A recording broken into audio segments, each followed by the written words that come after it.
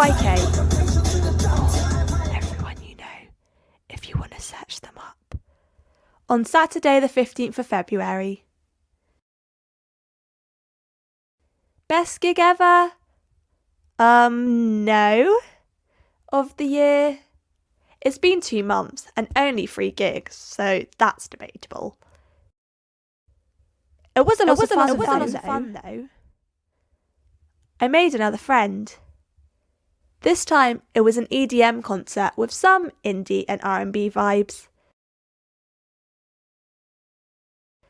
Also, it made me realise, all the gigs I've attended alone, I never seem to befriend people at the indie ones. Let's not get sidetracked. Great Catfish song. What a brilliant gig. And their last one for the foreseeable future. This is the first and possibly the only time I see them live.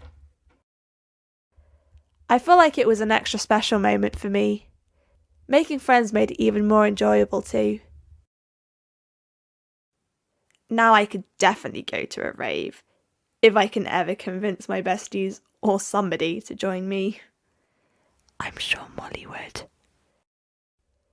I have a big itch to go to a rave, but no one besides my brother is into drum and bass. I'd have asked him to join me for EYK, except he's in Australia. Besides, going alone is always worth it in the end. One day I'll go to a rave. I hope. Public Order. They were the support act, and they were great. They're an indie rock band, but still fit the vibe, especially with the touch of drum and bass from some of the songs. You won't hear any of that on Spotify, sadly. Well, except Fear, I guess.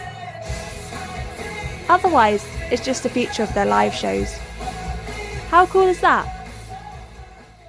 Having checked out their stuff a week prior, I already liked most of it, but this was different and made me like them more.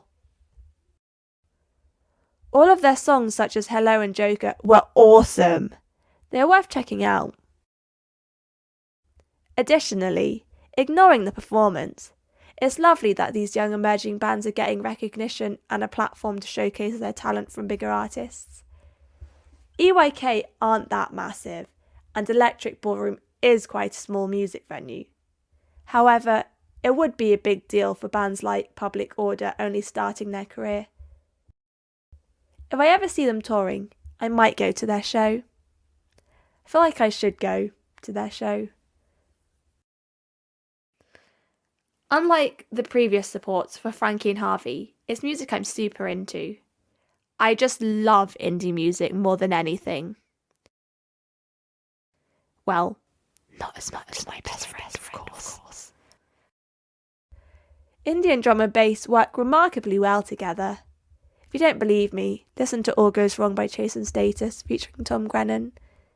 It's up there as one of my faves.